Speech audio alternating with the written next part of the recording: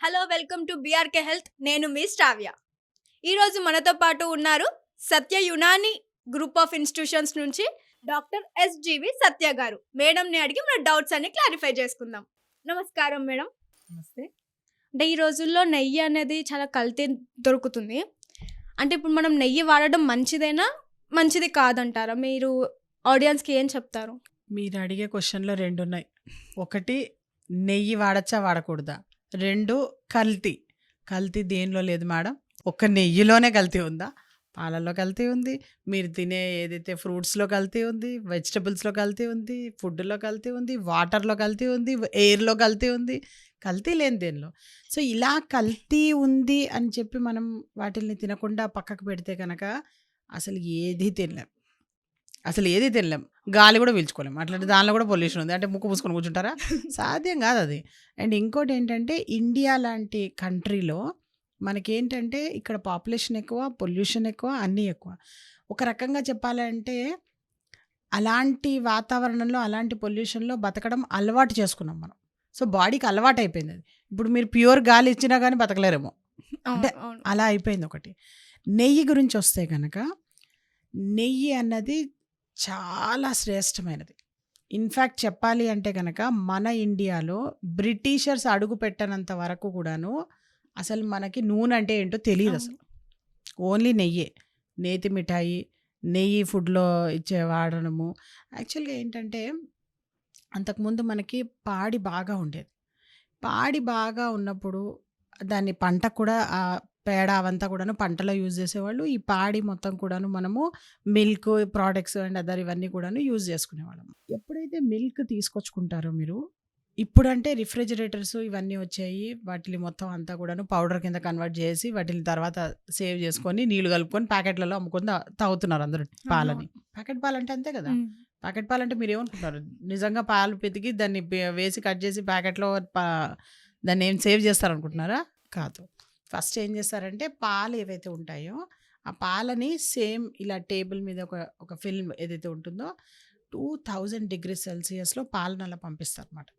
పంపిస్తే అది మొత్తం పౌడర్ అయిపోతుంది. దాన్ని అంతా ఫ్లేక్స్ గీకేస్తారు. గీకేసి ఏం చేస్తారంటే ఆ పౌడర్ లాంటిది ఏదైతే క్రిస్టల్స్ ఏవైతే ఉన్నాయో వాటిలన్నిటిని తీసుకెళ్ళి సేవ్ చేసి రిఫ్రిజిరేటర్లో కూల్ చేస్తారు. మీకు ఎప్పుడు పాలు కావాలంటే అప్పుడు ఎంత ఆర్డర్ వస్తే అంత, ఎంత కావాలనుకుంటే అంత ఏం చేస్తారంటే ఒక నీళ్ళు ఏదైతే ఉంటుందో దానిలో రేషియోలో ఆ మిల్క్ పౌడర్ని కలిపేసి అదే మీకు పాల ప్యాకెట్ ఏవైతే అందరికీ అందుతుందో అదే. ఇది ఇంత ప్రాసెస్ ఉంది. ఇంతే ప్రాసెస్ ఉంది దానికి. సో డైలీ ఇచ్చే మీ మిల్క్ అదే మీరు పాల ప్యాకెట్లలో మీరు తాగేది. టోన్డ్ మిల్క్ అనేది అయితే తాగుతుంటారు కదా, అది ఇదే. సో ఇది పాల. ఆ పాలని మళ్ళీ ఆ పౌడర్ని నిల్వ చేయడానికి ఎంతో కెమికల్స్ కలపాలి. మళ్ళీ ఆ తర్వాత ఆ పౌడర్ని తీసుకెళ్ళి నీళ్ళలో కలపడానికి కూడా ఎంతో కెమికల్స్ కలపాలి. సో వీటిలన్నిటి మీద కంపేర్ చేసుకుంటే కనుక పాలు ఏవైతే ఉన్నాయో వాటిని పెరుగు చేసి దాని నుంచి మీగడ తీసి ఆ పెరుగుని చిలికి వెన్న తీసి దాన్ని కాచి ఏదైతే పక్కకు పెట్టిన నెయ్యి ఉందో అది బెటరేగా. అండ్ ఇంకోటి ఏంటంటే నెయ్యి యొక్క లైఫ్, దీన్ని మన పూర్వీకులు ఎప్పుడో కనుక్కున్నారు. దీన్ని ప్రపంచం ఆల్మోస్ట్ అప్పట్లో మనం తినే ప్రతి ఫుడ్లో నెయ్యి ఇంక్లూడ్ చేసేవాళ్ళు చాలా మటుకి, చాలా వాటిలో లేకుండా అసలు సాధ్యం కాదు. ఇప్పుడు మనం తగ్గించేసాం. యాక్చువల్గా ఏంటంటే రాంగ్ నోషన్స్ అందరికీ ఏంటంటే ఒక అపోహలు ఏంటంటే నెయ్యి తిన్నందువల్ల వాళ్ళకి రోగాలు వస్తున్నాయి అని అనుకుంటున్నారు. నెయ్యి తిన్నందువల్ల వాళ్ళకి ఎవరికి రోగాలు రావట్లేదు. యాక్చువల్గా చెప్పాలి అంటే మీ బ్రెయిన్ పని చేయాలి అంటే కొలెస్ట్రాల్ కావాలి. మీ బాడీలో సెక్షువల్ హార్మోన్స్ ఉండాలి అంటే కొలెస్ట్రాల్ కావాలి. మీ బాడీలో కొన్ని వైటమిన్స్, ఫ్యాట్ సాల్యుబుల్ వైటమిన్స్ ఉంటాయి. మరి పేరే ఫ్యాట్ సాల్యుబుల్ వైటమిన్స్ అంటే కొవ్వులో కరిగించబడ్డ వైటమిన్స్ అన్నట్టు. పేరే కొవ్వులో ఉండేవి అంటే కనుక కొవ్వు లేకపోతే మరి అవి ఎక్కడి నుంచి ఉంటాయి? సో అలా కూడా మీకు కావాల్సిందే. అసలు బ్రెయిన్ పని చేయాలంటే కొలెస్ట్రాల్ కావాలి. బ్రెయిన్ అంటే నర్వస్ సిస్టమ్. బ్రెయిన్ లేకుండా కెన్ యూ ఇమాజిన్ బాడీ? ఏది పని చేయదు. అసలు బ్రెయిన్ లేకుండా మీరు అసలు లైఫ్ని ఇమాజిన్ చేయగలరా? చేయలేరు.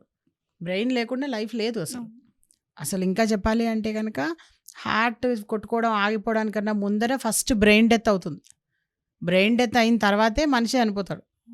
ఆ తర్వాతే హార్ట్ ఇంకో 10-15 నిమిషాల తర్వాత ఆగుతుంది. అంతకన్నా ముందే బ్రెయిన్ డెత్ అయిపోయి మనిషి చనిపోయి ఉంటాడు. సో అలాంటి బ్రెయిన్ పనిచేయాలి అంటే కనుక దానికి కొలెస్ట్రాల్ కావాలి.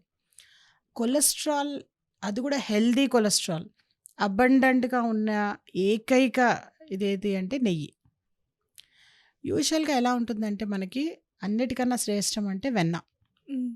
ఆ వెన్న గురించి బహుశా మనకి ఆ, అర్థం కావడం కోసమేనేమో బ్రాండ్ అంబాసిడర్ శ్రీకృష్ణుల వారు. ఆయన ఎక్స్ప్లెయిన్ చేయడానికి బహుశా వెన్న గురించి మనకు అంతగా చెప్పారేమో ఆయన. ఆ వెన్న పూస అన్నది చాలా మంచిది హెల్త్కి. బట్ సమ్ టైమ్స్ ఏమవుతుందంటే మీకు వెన్నపూస ఏదైతే ఉందో ఈజీలీ పెరిషబుల్, అంటే చాలా తొందరగా అది పాడైపోతుంది. మీరు వెన్నపూస ఏదైతే తయారు చేసి పెట్టింది రాత్రి అలా వదిలేసేయండి, ఫ్రిడ్జ్లో పెట్టకుండా మర్నాడు కల్లా పాడైపోతుంది. అదే వెన్నపూసని మీరు ఫ్రిడ్జ్లో పెట్టారు అంటే కనుక ఒక 3-4 డేస్ ఉంటుంది. 3-4 డేస్ కన్నా ఎక్కువ ఉంచాలి అంటే కనుక వెన్నపూస ఉండదు, బాగుండదు, పాసిబుల్ బాగుండదు. మహా అయితే మాక్సిమం 1 వీక్ అంతే, అంతకు మించి పెట్టలేరు, పుల్లగా అయిపోయి పాడైపోతుంది అది. మరి ఇప్పుడు అందుకే ఇండియన్స్ బుర్ర బాగా ఉపయోగించి దాన్ని మళ్ళీ క్లారిఫైడ్ బటర్ అని వెస్ట్రన్ కంట్రీస్ అంటారు ఈ నెయ్యిని వాళ్ళు. సో ఈ ఏదైతే ఉందో ప్రాసెసింగ్ ఏదైతే చేశారో, వేడి చేస్తే కనుక దానిలోంచి వచ్చిన దాన్ని కొన్ని నెలలు సంవత్సరాలు కాపాడుకోవచ్చు అని కనుక్కున్నారు. అది కూడా మీరు ఏమైనా దానిలో ఏమైనా కెమికల్స్ కలుపుతారా? న్యాచురల్గా. పైగా ఇంకోటి వేడి చేయడం వల్ల దానిలో ఉన్నది ఇంకేమన్నా ఉంటే కనుక అది కూడా పోతుంది. అండ్ అందుకే మన వాళ్ళు వెరీ క్లియర్గా చెప్తుంటారు ఏంటి, నెయ్యి ఎప్పుడు కూడాను పేరిన నెయ్యి తినకూడదు అని, కాచిన నెయ్యి మాత్రమే తీసుకోవాలి. ఎందుకు madam? Again you are heating it, దానిలో ఉన్న మైక్రోబ్స్ అవన్నీ పోతాయి, నెంబర్ 1. నెంబర్ 2, నెయ్యి ఎప్పుడు కూడాను బయటే పెడతారు, ఆ రోజుల్లో ఫ్రిడ్జ్లో ఎక్కడ ఉన్నాయి. అవును.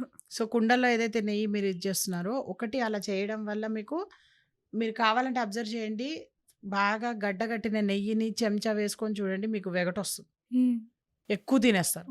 బట్ అదే కాచిన నెయ్యి అయితే కనుక అంత ఎక్కువ తినరు, వెగట కూడా రాదు, అండ్ కంపారిటివ్లీ కొంచెం తక్కువగా తింటుంటారు. అండ్ దీంట్లో ఏంటంటే నాట్ ఓన్లీ కొలెస్ట్రాల్, మనకి ఈవెన్ కాల్షియం కూడా ఉంది ఆ నెయ్యి దీంట్లో ఏదైతే ఉంటుందో. అండ్ వెరీ తక్కువ క్వాంటిటీలో ఫాస్ఫరస్ ఇవన్నీ కూడా ఉంటాయి. దాంతో ఏంటంటే బోన్స్ గట్టిపడుతుంటాయి, కొలెస్ట్రాల్, బోన్స్ ఇవన్నీ కూడాను గట్టిపడుతుంటాయి. ఇంతకన్నా ఇంకేం కావాలి మరి మనకి? చాలా ఇంపార్టెంట్ అయితే నెయ్యి తినడం.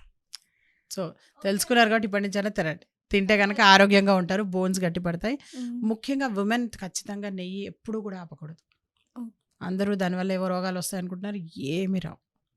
మీరు కార్డియాలజిస్ట్ని అడిగితే కనుక కొలెస్ట్రాల్ పాత్ర ఒక బ్లాక్లో ఎంత ఉంది అని డైరెక్ట్గా క్వశ్చన్ అడిగితే కనుక ఇట్ ఈస్ ఓన్లీ 10%. 10% గురించి మీరు ఇంత టెన్షన్ పడుతున్నారా? మిగతా 90% గురించి ఆలోచించండి కదా. అంటే తినకూడదు అని ఏదైనా ఉందా? వీళ్ళు తినకూడదు అని ఉందా? ఎవరికైతే లివర్ డిసీజెస్ ఉంటాయో వాళ్ళకి, liver and gall bladder disease ఉన్న వాళ్ళకి అంత ఈజీగా నెయ్యి అరగించలేరు వాళ్ళు, అందుకని వాళ్ళు సరిగ్గా తినకూడదు. ఎక్కువ తినకూడదు, కానీ తినొచ్చు. నో, అస్సలు తినొద్దు. లివర్ డిసీజెస్ ఉన్న వాళ్ళు తినకూడదు, మొత్తమే ఓన్లీ తినొద్దు. యునాని డాక్టర్స్ వాళ్ళు తినొచ్చు అనేంత వరకు తినడానికి వీల్లేదు. Okay, okay, thank you thank you so much madam. Thank you. చూసారు కదా వ్యూయర్స్, నెయ్యి పైన మనకు ఎన్నో అపోహలు ఉన్నాయి. ఇది తింటే ఇలా అవుతుందేమో, అలా అవుతుందేమో, ఈ రోగాలు వస్తాయేమో అని భయపడుతున్నాం. కానీ అదంతా కాదంట, మేడం గారు చెప్పేశారు. నెయ్యి చాలా మంచిది హెల్త్కి. కాబట్టి ఏ టెన్షన్ లేకుండా, ఏ అపోహలు లేకుండా నెయ్యిని మనసారా తినేసేయండి. మరిన్ని వీడియోస్ కోసం మా ఛానల్ని సబ్స్క్రైబ్ చేసుకోండి.